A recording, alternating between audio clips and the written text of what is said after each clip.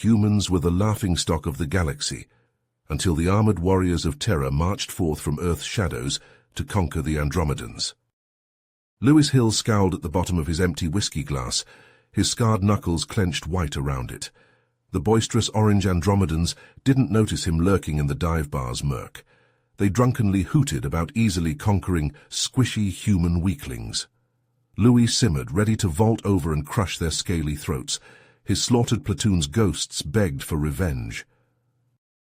He pictured Kellar, the Andromedan ringleader, lying in a pool of orange blood, shock frozen on his reptilian face, as Louis stood over him in Terra's secret exoskeleton armor. No alien yet had seen the sleek, devastating suits. Humanity played the long game. Let the arrogant galaxy think them soft. Let them laugh.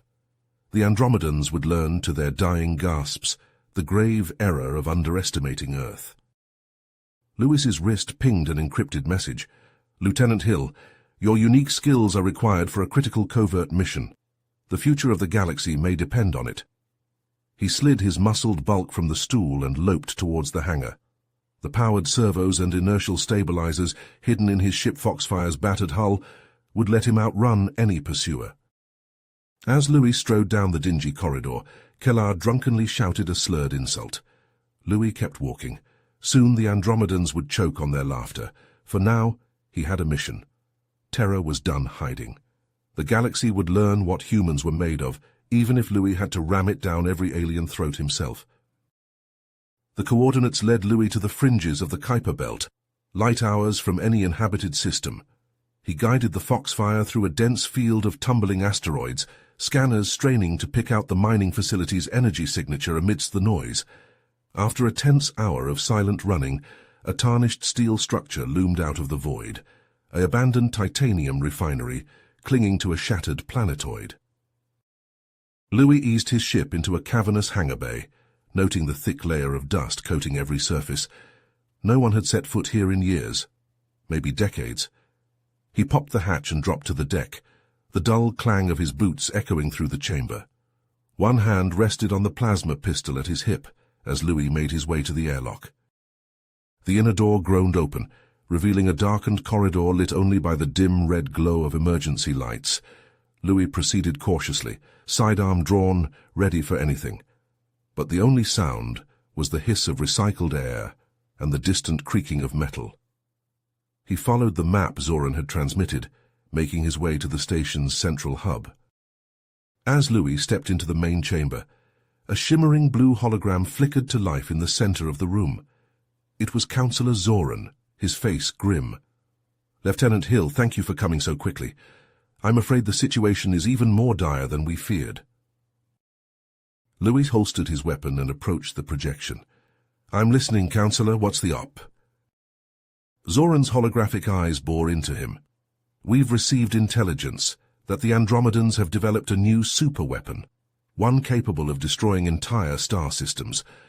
Our spies believe the only prototype is hidden in a top-secret research facility on the Andromedan homeworld." Louis let out a low whistle. Planet killers were the stuff of nightmares, theoretical horrors never meant to be realized. "So, you need me to what? Infiltrate the facility? Capture the weapon?" "Not quite," Zoran said. "Your mission is to slip in undetected, obtain the complete technical schematics of the device, and destroy the prototype. We need that data if we're to have any hope of developing a countermeasure." Louis frowned. "With respect, sir, this sounds like a job for the Council's Spectre Corps, not a lone human. Why me?" The hologram shimmered as Zoran leaned forward. "Because, Lieutenant, the Andromedans have deployed a new type of security field around the base, one that interferes with all known cloaking technologies and energy weapons." He paused for effect. "All of them, that is, except for one. Decades ago, your people secretly developed a powered exoskeleton that masks the wearer's biosignature and boosts their physical abilities tenfold. This technology has been hidden from the wider galaxy, held in reserve for a crisis exactly like this one." Lewis's blood ran cold. Terra's leaders had long feared that the other races would scheme to wipe out humanity if they knew the full extent of Earth's military capabilities. The exo-armor was their ace in the hole, a final trump card to be played only when the very survival of the species was at stake. Zoran fixed him with a solemn stare. "I won't lie to you, Lieutenant. This is a one-way trip. The chances of you making it off the Andromedan homeworld alive are slim to none, but if you succeed, you'll save billions of lives and deal a crippling blow to the Andromedan war effort." He leaned back, his face softening. "The choice is yours, of course. We wouldn't blame you for walking away from a suicide mission." But there was no choice, not really. Louis thought of his brothers and sisters, bleeding out in the mud of a dozen worlds, of the mocking laughter and casual cruelty of the Andromedan soldiers in that bar. He thought of the oaths he had sworn and the duty that could never be forsworn. His jaw clenched tight as he gave Zoran a single sharp nod. "I'll do it." Then cloaked shuttle ferried Louis to a hidden base, ensconced in the moon's pitted surface. He strode into the research complex, passing through multiple security checkpoints that verified his biometrics and security clearances. Finally, he was ushered into a high-tech lab, where a wiry, bespectacled man with wild grey hair greeted him with a wry grin. This was Dr. Hideki Nakamura, the eccentric genius who had spearheaded the development of humanity's most cutting-edge weapons. "Lieutenant Hill, welcome. Your armor awaits," Nakamura said, gesturing to a polished jet-black exoskeleton suspended in a transparent cylinder. Louis approached, eyeing the suit with a mix of awe and trepidation. A team of technicians swarmed around Louis, fitting him with the obsidian armor piece by piece. As they worked, Nakamura rattled off the suit's capabilities. "You'll be invisible to all known sensors. The servo motors will amplify your strength fivefold. An integrated jetpack provides flight capability, and it's all controlled by a neural interface that responds directly to your thoughts." Louis flexed his gauntleted hands, feeling the hum of power coursing through the exoskeleton. It felt like a second skin, responsive and intuitive. In the training bay, Louis put the armor through its paces under Nakamura's watchful eye. He leapt 30 feet straight up, leaving dents in the steel-reinforced ceiling. He sprinted across the room in the blink of an eye, moving faster than humanly possible. With a thought, he activated the suit's cloaking, vanishing from sight. Nakamura's voice crackled over the comlink. "Magnificent, isn't it? With this armor, you'll be more than a match for anything the Andromedans can throw at you."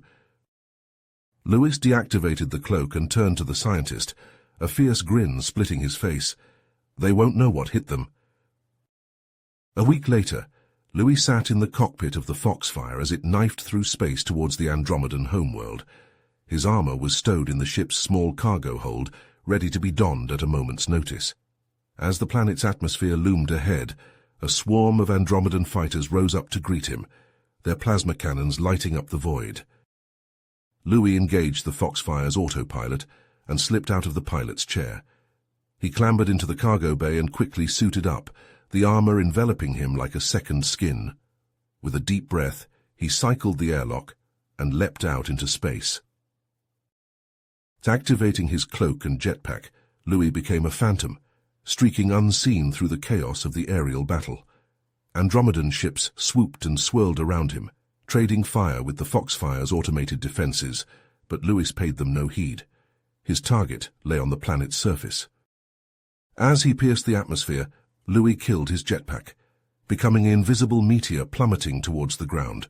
The wind screamed past him as he hurtled downwards, the facility's force field shimmering into view far below. At the last possible second, Louis reactivated his jetpack, decelerating rapidly. He hit the ground in a three-point crouch, the impact absorbed by the armor's shock absorbers. Rising to his feet, he approached the rippling energy barrier and placed an armored palm against it. The suit's systems pulsed and whirred, analyzing the force field's composition. After a tense moment, the HUD flashed green. The field had been neutralized. Louis charged forward, smashing through the reinforced walls as if they were made of paper. Alarms shrieked and Andromedan soldiers poured into the corridor, opening fire with their plasma rifles. But the shots simply ricocheted off Louis's armor, leaving him unscathed. He tore into the guards like a human wrecking ball, moving faster than their eyes could track. Andromedan bodies crumpled and flew as Lewis rampaged through their ranks, an unstoppable juggernaut. He blasted through sealed blast doors and bulkheads, leaving twisted metal and mangled bodies in his wake. The armor made him feel invincible, superhuman. With speed and strength far beyond any normal soldier, Lewis cut a swath of destruction through the facility, rapidly closing in on his target. But he knew the real challenge still lay ahead. Louis burst into the central laboratory, his armor's HUD illuminating the darkened chamber, with an eerie green glow. There, suspended in a shimmering containment field, hovered the Andromedan superweapon, a pulsating sphere of roiling dark energy that seemed to drink in the light around it. Louis wasted no time charging towards the nearby control panel. His gauntleted fingers flew across the holographic interface as he initiated the download of the weapon's schematics into his suit's onboard computer. Suddenly, the reinforced door behind him exploded inward with a deafening blast, sending twisted shards of metal scything through the air.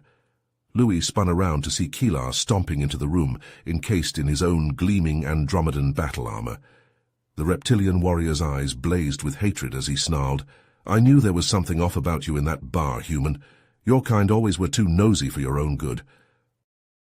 Louis smirked beneath his helmet, adrenaline surging through his veins. "And your kind never could resist the chance to gloat. That's why you'll always underestimate us." With a roar of fury, Keelar lunged at Louis, his armored fist cocked back for a devastating blow, but Louis was ready for him. He ducked beneath the punch and retaliated with a lightning-fast uppercut that slammed into Keelar's chin with enough force to shatter concrete. The Andromedan staggered back, momentarily stunned. The two armored titans clashed in a whirlwind of strikes and counterstrikes, their movements a blur of speed and power. Louis darted and weaved, his superior agility allowing him to evade Keelar's crushing blows while landing precise hits of his own. But Keelar's raw strength was monstrous, and each glancing impact sent shockwaves rippling through Louis's armor.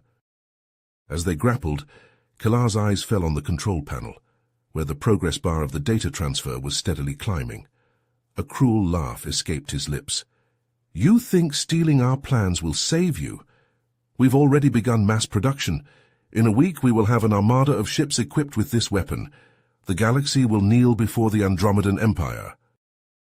Louis gritted his teeth, realizing he needed to buy more time for the download to complete. He spat back defiantly, "Big words, lizard boy. Your ships won't do you much good if they have nowhere to launch from." With a burst of power from his jetpack, Louis tackled Keelar with the force of a runaway freight train. The two warriors crashed through the wall in a shower of sparks and rubble, hurtling out of the facility and into the open air. As they plummeted towards the ground, locked in a deadly embrace, Louis fumbled at his belt, his fingers closing around the cold metal of a demolition charge. Keelar's eyes widened in sudden realization, but it was too late. Louis armed the charge and slammed it onto the Andromedan's chest plate. Then, with a mighty kick, he separated from Keelar and rocketed skyward on a plume of jetpack exhaust. The charge detonated with a blinding flash, engulfing Keelar in a seething ball of plasma. The Andromedan's agonized scream echoed across the landscape as he vanished into the inferno. Louis didn't pause to savor his victory.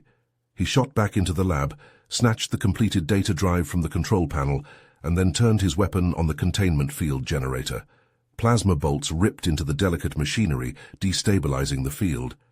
Alarms shrieked as the facility began to shudder and convulse, the superweapon's energy signature fluctuating wildly.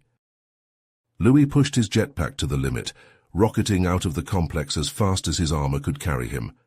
Behind him, the dark energy sphere expanded, devouring everything in its path. With a blinding flash and a roar that shook the planet, the superweapon detonated, vaporizing the entire research facility in a cataclysmic release of energy. From orbit, Louis watched the mushroom cloud rise over the ruined base, a grim smile on his face.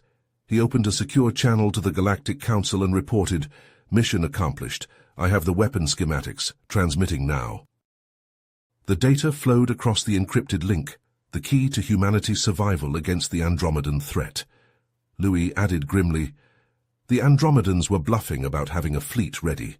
That explosion will have drawn the attention of every Andromedan soldier for 100 miles. He paused, his armored fingers tightening on the Foxfire's control yoke. I'll lead them on a merry chase while you prep our defenses. Give 'em hell. With that, Louis cut the transmission. He plotted a course for the heart of Andromedan space and slammed the throttle to full burn. The Foxfire leapt forward, engines howling. Louis leaned back in his chair, his face set with determination. The real fight was about to begin. He had a war to start. Louis carved a fiery trail through the Andromedan fleet, the Foxfire's engines screaming as he pushed the ship to its limits.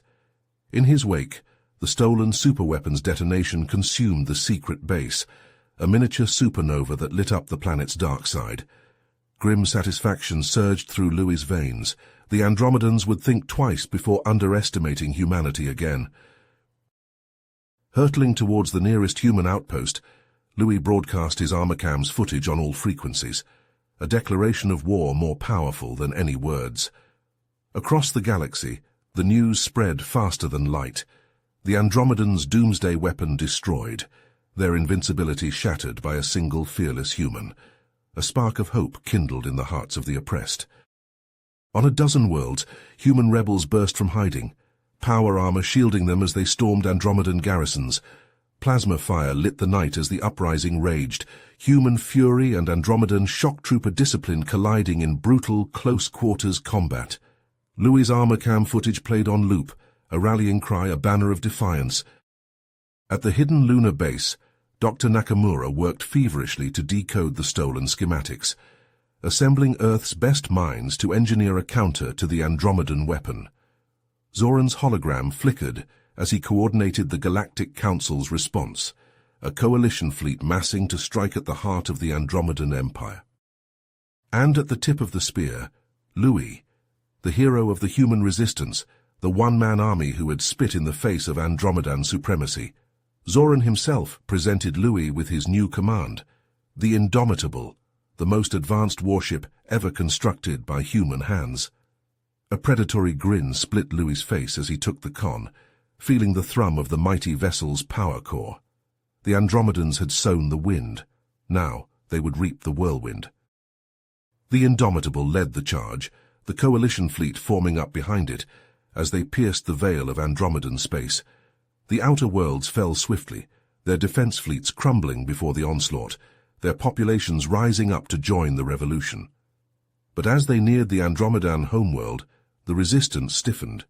The Imperial Guard, the elite of the Andromedan military, stood against them, a wall of armor and fanatical loyalty.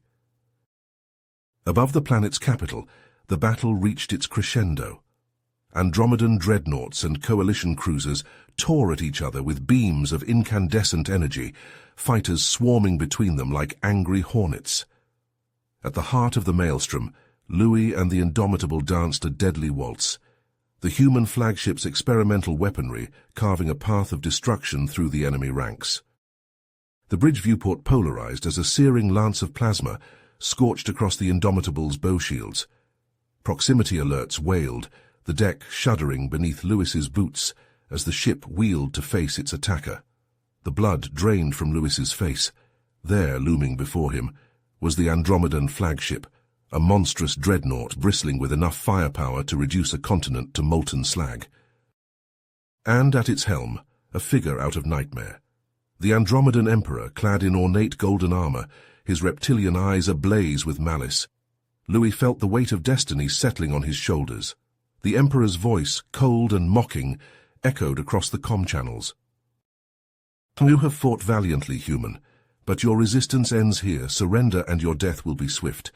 Defy me, and you will suffer beyond imagining before you die. Louis's response was a volley of quantum torpedoes that sent the Andromedan flagship reeling. The Emperor's roar of rage shook the stars as he returned fire, the two titans squaring off for their final confrontation. Louis gritted his teeth as the Indomitable shuddered and bucked, alarms shrieking, damage reports flooding in. The Emperor was strong, but Louis was stronger. He had to be.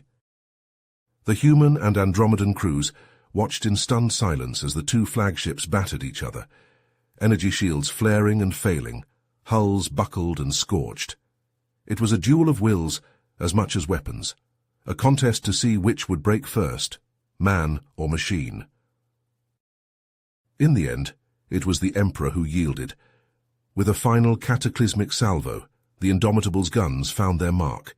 The Andromedan flagship came apart in a blinding fireball, the Emperor's final scream of defiance lost in the roar of the explosion. A moment of shocked silence, then a resounding cheer from the human and coalition ships. The tyrant was dead. The war was won. Or so it seemed. Even as the Andromedan fleet scattered and coalition troops stormed the surface, Louis couldn't shake a feeling of foreboding. It had all been too easy. The Emperor was many things, but he was no fool. He wouldn't have staked everything on a single battle unless... Louis's blood ran cold as the realization hit him. The Emperor's surrender had been a ruse, a ploy to lure the coalition fleet into the jaws of a trap.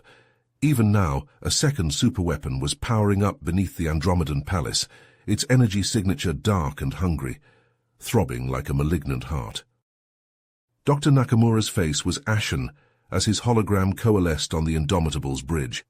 "Louis, the readings. I've never seen anything like it. If that device reaches full power, it will tear apart the fabric of space-time itself. Half the galaxy will be consumed. You have to stop it." Louis felt the weight of billions of lives pressing down on him. He knew what he had to do. There was no time for goodbyes, no time for regrets. He opened a fleet-wide channel, his voice steady and clear. "All ships, this is Commander Hill. Withdraw to minimum safe distance. I repeat, all ships withdraw." His crew erupted in protest, begging him to reconsider, offering to accompany him on this final, fateful mission. But Louis silenced them with a look. This burden was his to bear, and his alone. As the fleet reluctantly pulled back, Louis gunned the Indomitable's engines, aiming the prow of his ship directly at the pulsing heart of the Andromedan citadel.